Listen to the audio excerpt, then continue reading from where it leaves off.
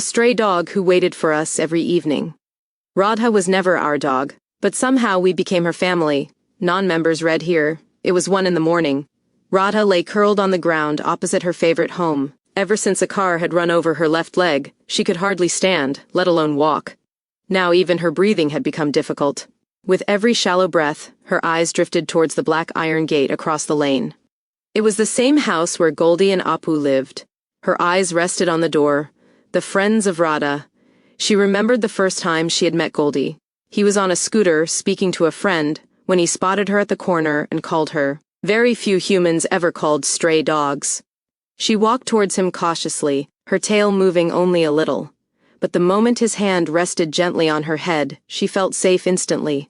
He scratched behind her ears, laughed when her tail refused to stop wagging, and spoke to her as if they had known each other for ages. She sniffed him, and when she looked into his eyes, she knew she had found her human. From that day onwards, every evening she waited for him.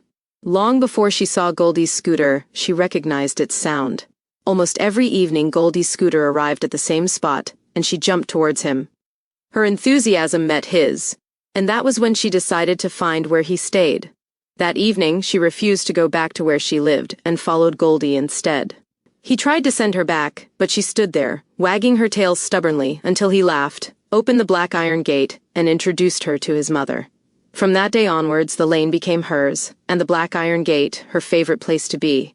When Radha gave birth to puppies, Goldie spread old blankets in the veranda so they would stay warm. His mother brought bowls of milk every morning. Whenever one of the puppies wandered away, Goldie searched every lane until he found it. Not every search ended happily. Humans took some of them away. The last one she had left was run over by a car. It was Goldie who had cried the loudest that day. He lifted the tiny body from the middle of the road and wrapped it in the same old blanket. Radha kept nudging the puppy, refusing to believe it would not wake up. Goldie sat beside her, wrapped an arm around her neck, and cried with her. The final goodbye. A tear rolled down her face. Her breathing had started to hurt in the chest, and she closed her eyes for a moment. When she opened them again, she saw her puppies. Their tiny bodies shimmered as though they were made of stardust. Their tails wagged exactly the way they used to when they ran towards her. "Let's go home, Mama," they said in unison. Radha tried to stand, but her injured leg refused. The puppies ran towards her instead, surrounding her exactly the way they did on the old blankets when they were little. For the first time in months, the pain disappeared from her eyes. She wanted to go with them, but she looked once more towards the black iron gate. Goldie, Apu, who would wait for them every evening. Who would play with them? Who would look at them with the same warmth? She had done it for years. It was Goldie who played with her every evening, sat with her silently for hours when she tried to overcome her grief.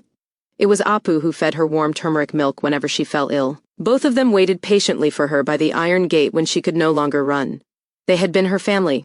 But then, there were her puppies, her very own children she could not be with. It was them she remembered every day and longed for at night.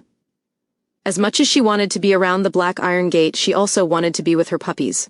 As if answering her thoughts, another dog walked towards her silently. She had hazel eyes and soft brown fur.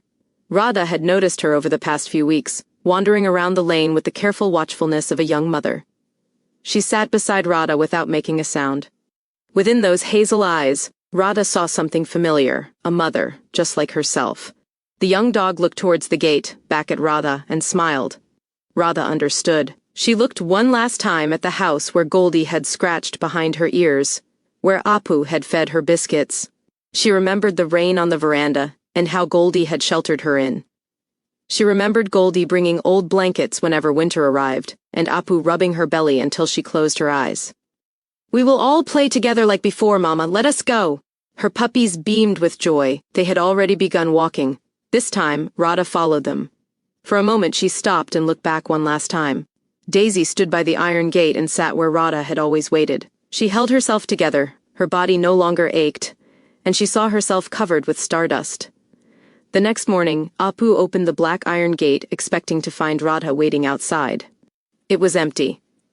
Before disappointment settled in, she noticed a young brown dog sitting exactly where Radha always waited.